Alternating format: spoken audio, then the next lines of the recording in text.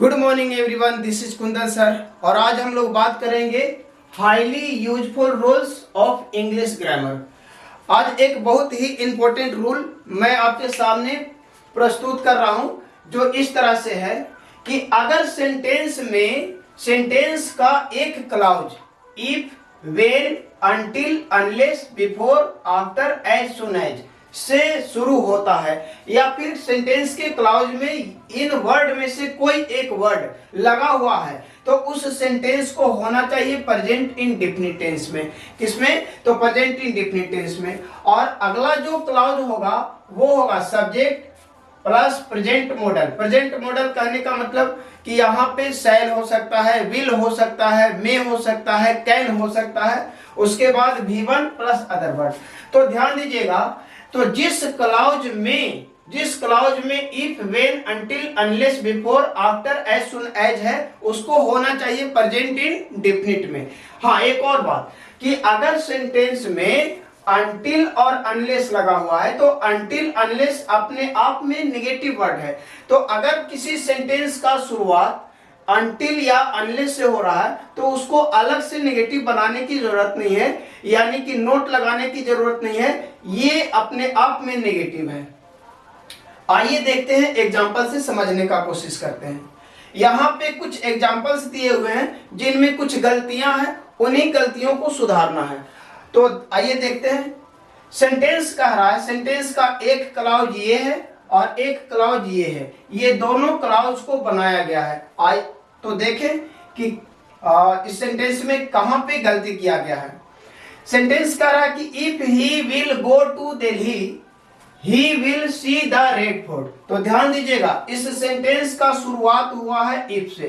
तो कह रहा है कि अगर सेंटेंस में इफ लगा हुआ है तो जिस क्लॉज में इफ है उस क्लॉज को होना चाहिए प्रेजेंट इंडेफिनिट में। इट मींस कि सब्जेक्ट प्लस V1 V5 होना चाहिए। और यहाँ पे इफ लगा हुआ है और ये सब्जेक्ट है तो सब्जेक्ट के बाद V1 V5 होना चाहिए, न कि फ्यूचर इंडेफिनिट में बनाना है। तो यहाँ पे ये जो है ना विल गो, ये बिल्कुल गलत जवाब है। यहाँ पे होना चाहिए गोज, यहाँ पे गोज होना चाहिए, GOES, यानी कि if he goes to Delhi he will see the Red Fort. Hindi में मीनिंग इसका फ्यूचर में ही निकलेगा, जैसे यदि वह दिल्ली जाएगा तो वह लाल किला देखेगा। लेकिन जब अंग्रेजी करेंगे तो इफ वाले क्लॉज को हम प्रेजेंट इंडेफिनिट में बनाएंगे। अगला, when you will come here I shall go from here।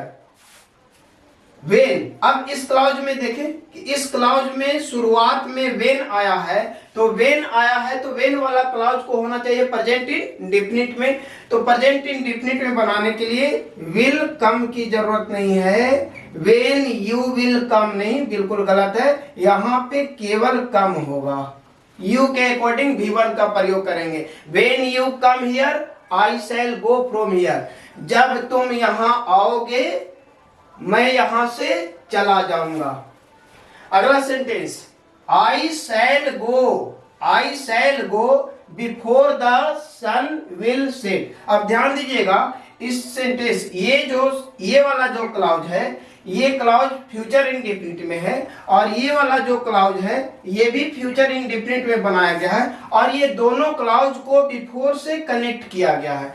अब ध्यान दीजिएगा कि इस क्लॉज में तो कोई ऐसा कंजंक्शन नहीं है, लेकिन इस क्लॉज के शुरुआत में बिफोर आया है और बिफोर कह रहा कि बिफोर वाला जो क्लॉज होगा उसको होना चाहिए प्रेजेंट इंडेफिनिट में। तो बिफोर वाला क्लॉज को प्रेजेंट इंडेफिनिट में करने के लिए यहाँ पे विल सेट के जगह पे विल सेट गलत है, यहाँ पे होना चाहिए सेट्स, यहाँ पे सेट्स। द सन के अकॉर्डिंग V5 का प्रयोग करेंगे। तो इस तरह से सही जवाब हुआ। अगला question, I shall teach him if he will come।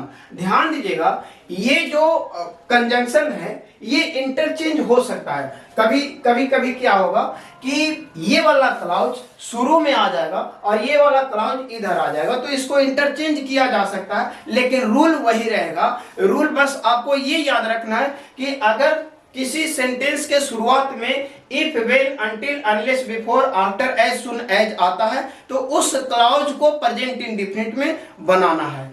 तो ध्यान दीजिएगा, यहाँ पे आई शैल टीच हिम, ये एक क्लॉज हो गया। दूसरा क्लॉज है ही विल कम, ये दोनों क्लॉज को कनेक्ट किया गया है इफ से।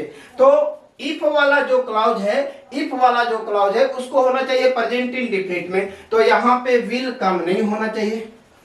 ये जो विल कम है ये गलत जवाब है। यहाँ पे होना चाहिए ही के अकॉर्डिंग भी पाइप आएगा प्रेजेंट इंडेफिनिट में, तो कम्स।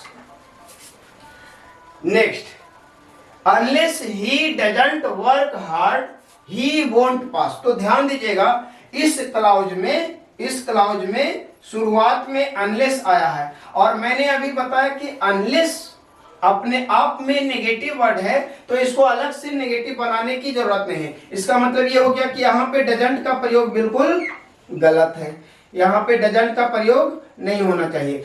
दूसरी बात, कहने का मतलब ये हुआ कि अनलेस वाला जो क्लॉज होना चाहिए वो होना चाहिए प्रेजेंट इंडेफिनिट में। तो नो डाउट ये प्रेजेंट इंडेफिनिट में तो है, लेकिन दूसरा प्रॉब्लम ये है कि इसको ये अनलेस नेगेटिव है अपने आप में, तो अलग से नेगेटिव बनाने की जरूरत नहीं थी, यहाँ पे नेगेटिव बनाया हुआ था, तो नेगेटिव अलग से नहीं बनाना है। अब है क्या कि अनलेस ही डजंट तो होगा नहीं, क्योंकि ये अपने आप में नेगेटिव है।